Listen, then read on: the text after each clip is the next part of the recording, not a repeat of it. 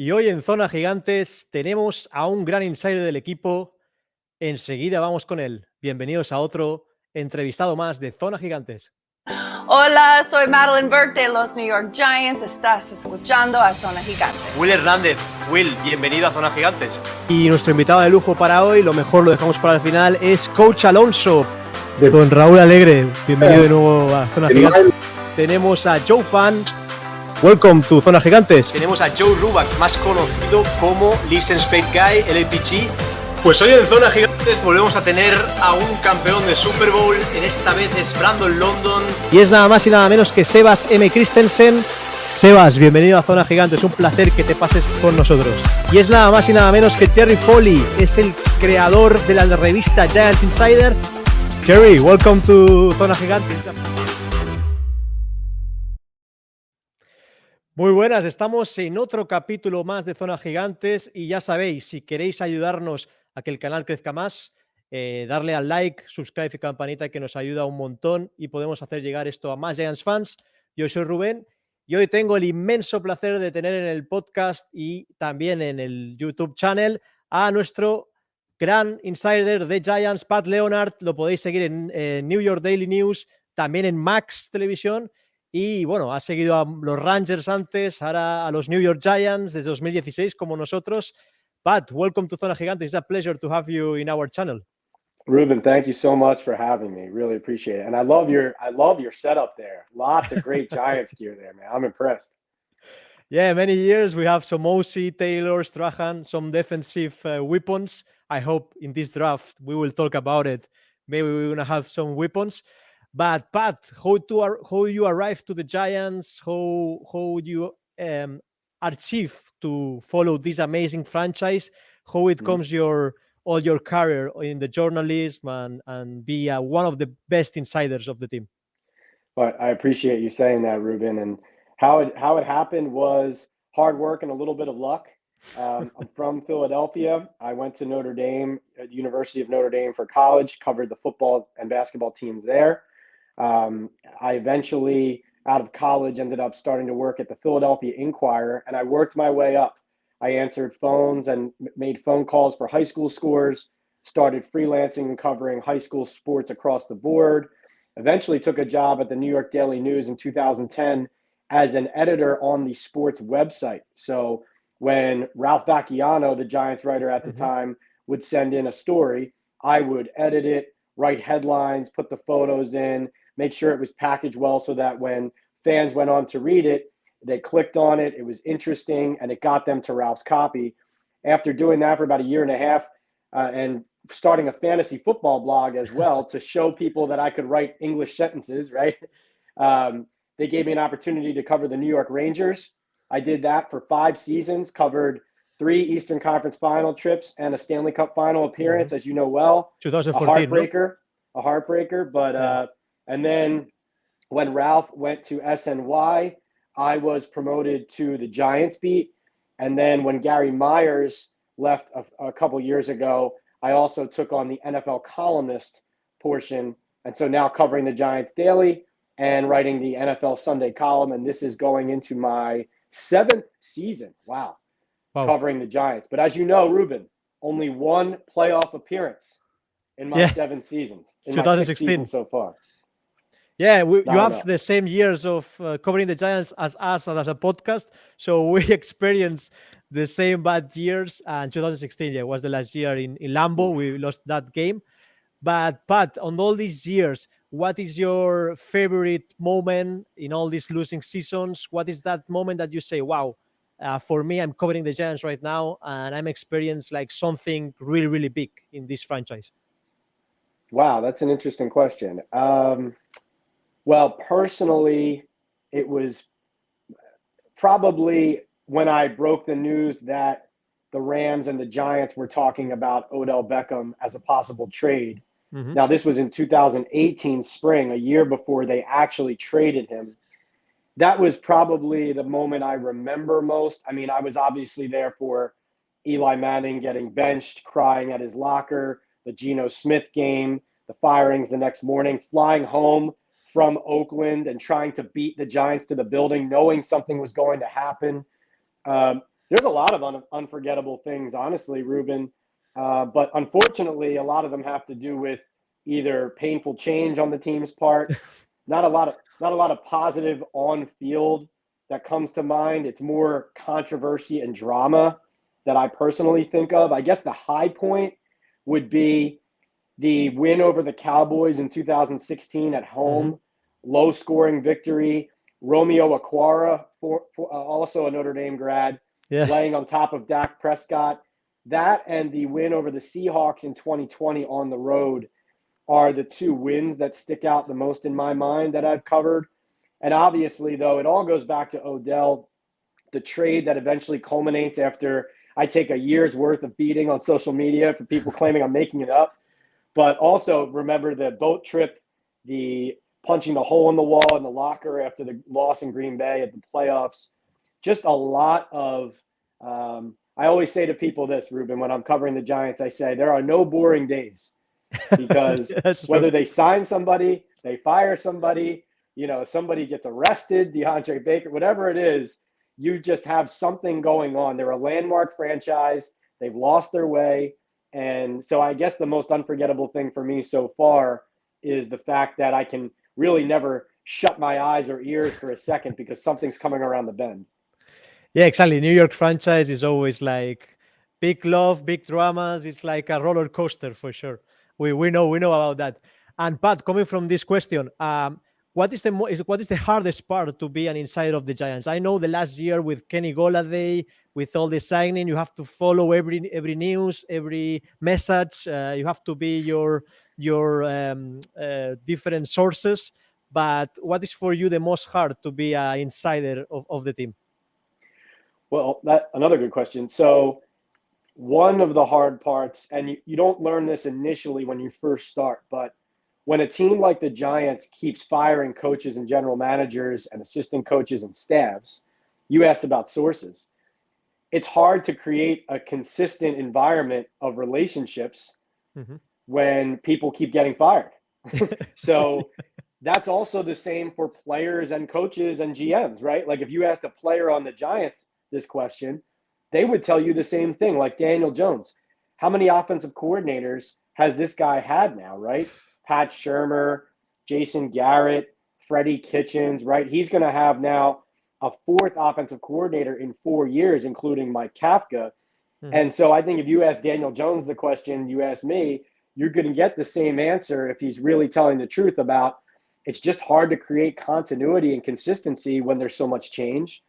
I would also say that NFL teams, they are their own businesses, right? They have public relations staffs and staffers that are paid to protect the team and the brand and to push their own version of what a story is, whether it's through somebody else in the media or whether it's through their own multimedia that they produce. And so you're also, I don't want to use the word battling, but there are forces working against you to let's say, proclaim what you feel is the truth or what you're hearing is the truth. The Odell story is a perfect example of others being told something that was different from what I was hearing, when obviously if you really look behind the scenes, who was it serving that certain things were being said or not said. So that's a challenging part of it too. And this is not a complaint. This is just an answer to your question. Some of my family jokes, they say, you're on call so much, why didn't you just become a doctor? You would have made more money, because you can't put these things down. That's true. I have this sitting in my lap right now, and, if it buzzes or if I get an alert here on my screen as we're talking, I might have to blink at it, take it, whatever. And you see these insiders, right, who are at an even higher level that I am on national news breaking, like Schefter, Rappaport, Pelissero, these guys, Garofolo. These guys sometimes have to leave television hits because they're getting a text and call for breaking news. And, that's kind of the area that I'm starting to live in as well, is you never know when you're going to get that call back. You never know when it's going to come. And if you're waiting on a call from a coach for a week and he calls you at Wednesday night at 11:30 at night and you're lying in bed half asleep, you got to take it. So those are some of the challenging, but also, fun parts of the job. Yeah, it makes it excited, but at the same time, it comes to your personal life. So, yeah, I understand. But So, Pat, how you see now the New York Giants in 2022 in March, entering on the draft time? How you see the Giants with the new general manager Joe Shane, with the new coach Dable? You see the Giants going on the right direction finally? How you see the situation of the franchise from inside? I think that Joe Shane is encouraging that Joe Shane has been two things. One, he has been leaving doors open to all possibilities. Mm-hmm. So he hasn't slammed the door shut on doing really anything other than changing the quarterback. That's the one that he sounds like he's doing what ownership wants. But everything else, including leaving the door open to trading Saquon Barkley, that's just smart business, Ruben. Like you and I both know that some of the things that Dave Gettleman did poorly, one of the things was just not knowing how to operate as a businessman and not keeping your eyes and ears open to possibilities, inviting calls, drafting Saquon at 2 without even picking up the phone and seeing who's going to give you what to move up from 5 to 2, let's say, and you can get The more pretzels assets. and bagels, no? The famous ones. Exactly. So Shane seems like he's a good businessman in that respect. He also, listen, they might trade James Bradbury, but you think he yes or no? He clearly is a scout by nature, and I think so far what he has done reflects that when he watches film, he knows what he's looking at. Which I know that sounds obvious because it's like, well, he's an NFL GM, he should. But I mean, you and I both know that in the NFL, you look around the league, you look at the Giants' recent history, that's not a given. And so I can say this. I don't know how Brian Dable is going to be as a coach. I don't think anybody does. I think it's encouraging that he brings an offense that's worked, but he didn't bring Josh Allen with him. So I would temper the enthusiasm and encouraging start of Shane with a little bit of an unknown with what Dable will be, how will he command a room, how will he react if they continue to lose early on, because they're not talking like they want to spend 2022 resetting and taking it on the chin one more year because they're tired of losing. Yeah. But you look at the roster, Ruben, it's going to be hard for them to win a lot of games with this roster right now. Yeah, that's true. But another question, Saquon. We saw the sign of Matt Breida a few days ago. Good running back, a lot of injuries, but he's a good running back. It has a lot of good things for show in the Giants. You see maybe the sign of Matt Breida opening the door of Saquon a little bit more in a possible trade. What do you think? I personally do. It doesn't necessarily mean he's obviously not replacing Saquon, but Breida's strengths are a lot of Saquon's strengths. It's pass catching, it's speed, it's attacking on the edges. Like I was talking to a coach yesterday, he told me that Breida is blazing fast, that he doesn't have great instincts running inside and hitting holes necessarily, but he will help you on outside zones. He will help you on toss plays. And to me, I haven't seen the contract yet. I'm sure it's not a large one, but this is a guy who has a lot of the same skill set that Saquon has, and he's also much cheaper. He also doesn't pass protect well, which, what do you know? Neither does Saquon. So you didn't sign a guy who has different skills to complement Saquon. You signed a guy who you're kind of like layering over top of what Barkley does well. So granted, he could just be one piece of a backfield that includes Barkley, but I think it's only fair I'm going to Florida this coming weekend for the NFL owners meetings in Palm Beach. Now, if John Mara or Joe Shane or Brian Dable walks out and puffs their chest out and they say, we're not trading Saquon, then obviously we can shut the door on this kind of talk. But until that happens, anytime they sign a running back like this or they make a move in the backfield, it has to be discussed and considered in the framework of, well, this actually could be a piece of a new backfield that they're continuing to turn over that doesn't include Barkley, because we saw them cut Devontae Booker, who was a 3-down running back, and the only other backs on their roster right now are Gary Brightwell and Antonio Williams, two guys who are young and unproven at the running back position. So I think it's very clear they're not done at that position. I think it's very clear they're going to draft a running back. And I still think that it's more likely Barkley gets traded than he does not, assuming that they get that offer that they're looking for. So far, obviously they have not. But if they get a high enough draft pick or an acceptable type of trade that they're not eating a ton of money. So far, from what I understand, from them talking to teams at the combine about Barkley and floating him there, I still think it's more likely he gets traded than he doesn't. But we'll see what they say in Florida. Exactly, in the meeting. So Pat is going to be there. Perfect. We're going to be following you on Twitter and see what you tweet from there, Pat. Also, the draft is coming, Pat, in Las Vegas. It's going to be a huge draft with a lot of really deep class in all the positions. But many people is putting to the Giants in every different mock drafts. We saw the Daniel Jeremiah one yesterday that they put an offensive tackle and edge rusher. Do you think the Giants gonna go 100% on this direction? You maybe see the Giants, if Bradbury goes out, putting cornerback also in these top 10 positions, or maybe trading down. What is your feelings about the front office of the Giants? You see maybe going in these two premium positions, or maybe going on another two?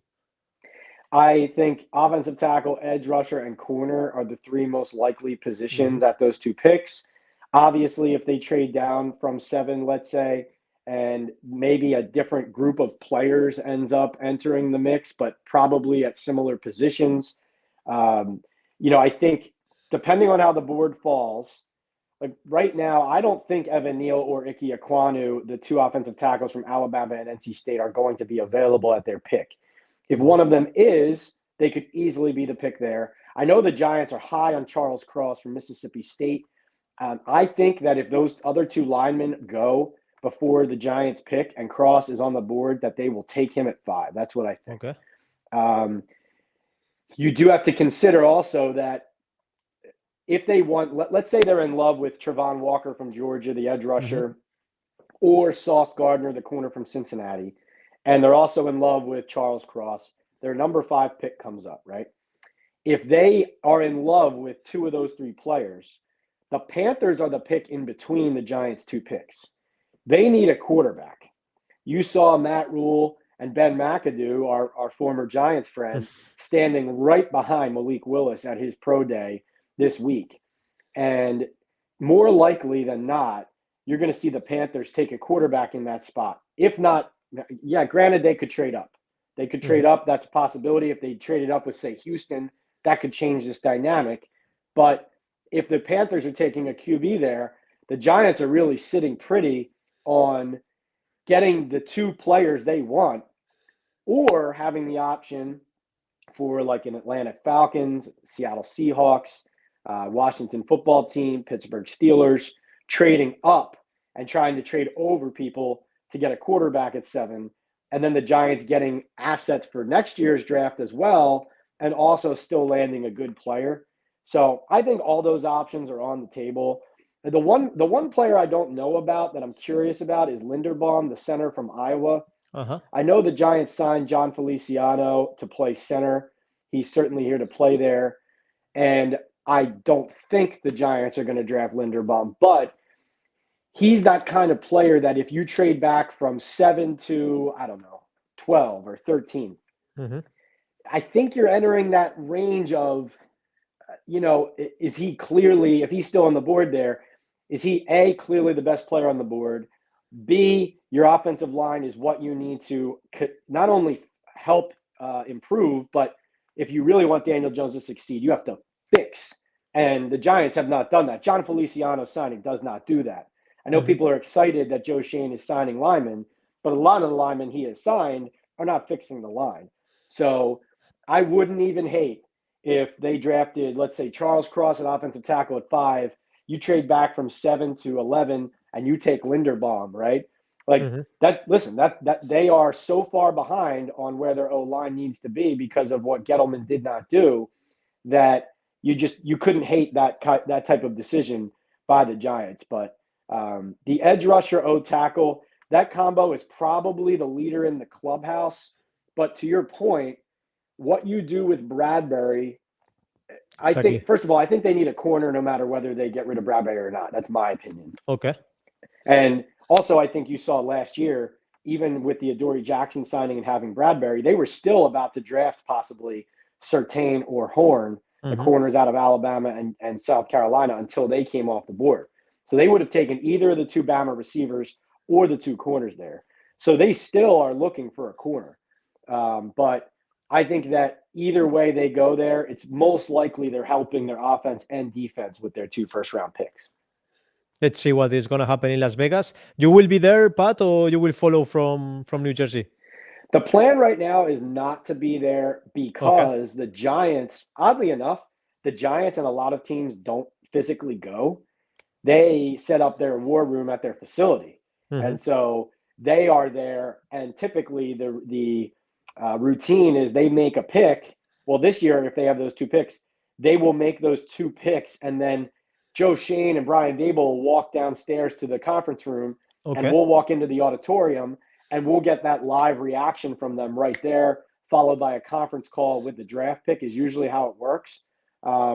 But Ruben, never say never. I mean, if I can squeeze a trip to Vegas, out of my bosses, this is the year, right? 2 New York teams, 4 picks in the top 10. I mean, come on. Yeah, always Vegas is a good plan for sure. Then, Pat, in this business, in the journalism, in the insider works, what is the most impressive sportsman that you ever interview in the Rangers, in the Giants, the most charismatic player that you ever had the option to answer something? I mean, Eli, Lundqvist, which one? It's the most you say, wow, this is really charismatic person. Hard for me not to say Henrik. I would say Henrik, Brad Richards from the Rangers, a sleeper here, Benny Fowler from the Giants. Benny Fowler, wow. When he was on the Giants, an incredible person, insightful, smart, intelligent. Like he's got his own businesses going. He's public speaking now. I would encourage you to check out all his stuff, motivational stuff. But Henrik sticks out to me as the thing I always tell people about Henrik is, now Eli was great too. There's no doubt about it. And every time you talk to some other football player and quarterback, a lot of times you go back to Eli and you say, wow, he really was special. The difference with Henrik and Eli is Henrik was graceful, but I've just never seen somebody handle the spotlight more in a more classy way, in a, they call him the king, which my former competitor and colleague Larry Brooks, he made that up when he was a young Ranger. And but I was going to use the word regal to describe Henrik's whole demeanor. Win or lose, this is the thing that always sticks out to me about guys: accountability. And Henrik would be sitting there, win or lose, ready to take the blame. And if they won, he'd accept some of the credit sometimes when he deserved it. But usually he was telling you all about what other people did to win the game and was not putting it on himself. He might have made 55 saves, but it was all about what everybody else did. Similarly, Eli also would always be available the day after losses and kind of take it on his shoulders for the rest of the team. But, Lundqvist playing in New York City, I've never seen a player and a person who was better suited for the big stage and handled it more gracefully and more classy than Henrik. There's no doubt about it. Yeah, it reminds me Derek Jeter a little bit. No, I think it's the 2 kings of New York that I lived on my timeline, but I'm totally agree with you. I think King Henrik was like something else for the Rangers and put like the charismatic part and the leadership, for these New York Rangers that you follow. No question.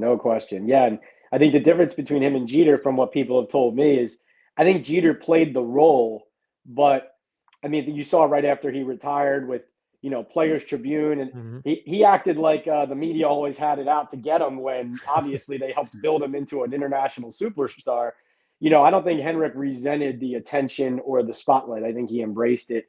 But yeah, no, Brad Richards is always fantastic at dissecting a game and providing insight. Logan Ryan was really good with that with the Giants too. He's a big loss for the media with the Giants locker room, because he would really get to the heart of the matter of what happened or didn't and provide you context.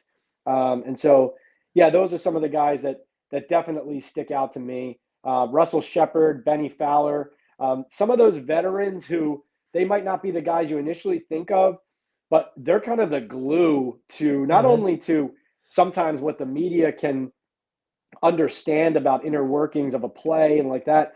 They're also the glue to a locker room in a lot of ways, and how they can help guide young players.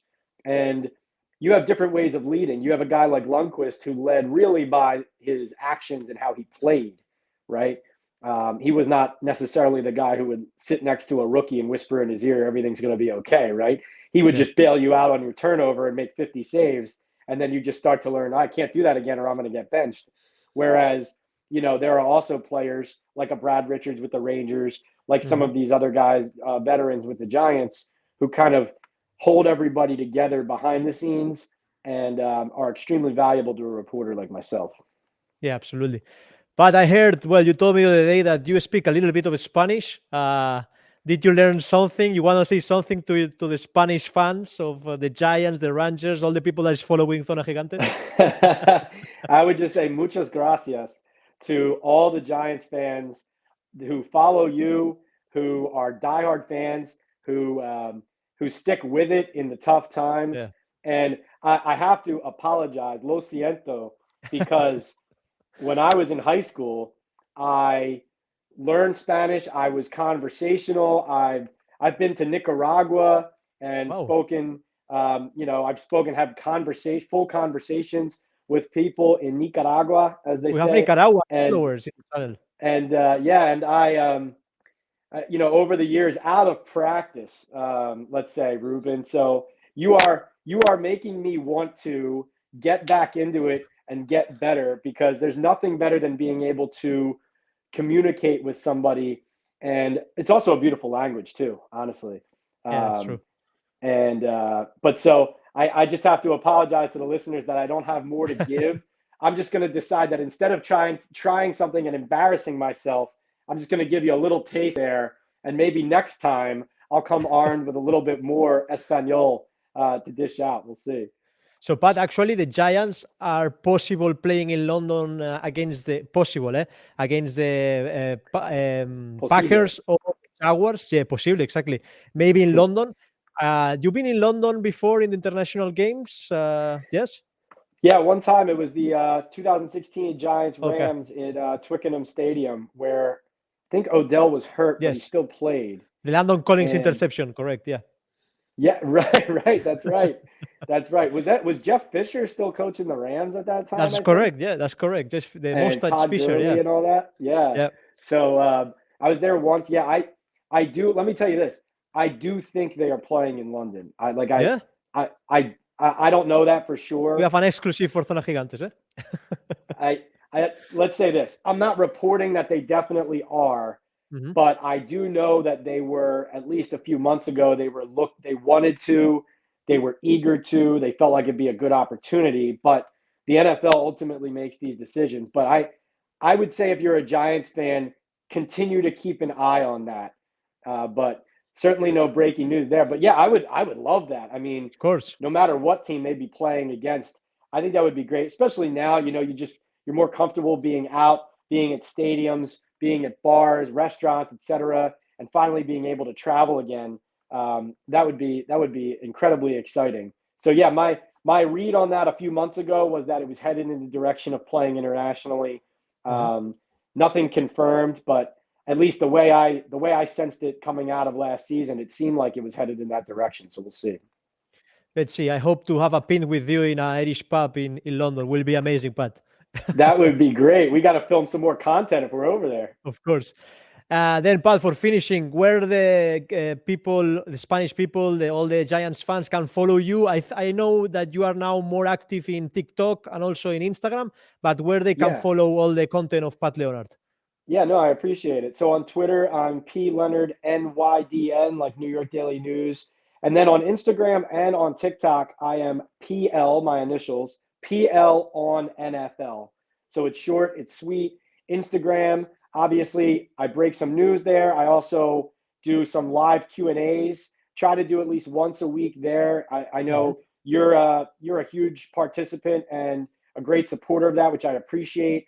And then also on TikTok, doing live Q&As there as well. And then also started a kind of a series of It can be breaking news. It could be an analysis of something that's happened, called Talking Ball with Pat Leonard. So check me out on TikTok. And I'm trying to, at the moment, Ruben, start a podcast. We will see. I'm trying to start a podcast for this coming season, maybe start it by training camp or by September. We will see. But I hopefully have something coming in the works as well. So thanks for my opportunity to plug all that. And obviously, the New York Daily News sports website, and nydailynews.com/sports. So, Pat, it's been a pleasure to have you in Zona Gigantes. We will be following you really, very, very close. And I hope you have some breaking news like in the draft and the common news. And thank you very much. Muchas gracias, Pat. De nada, Ruben. Thank you so much. Hasta luego. Chao.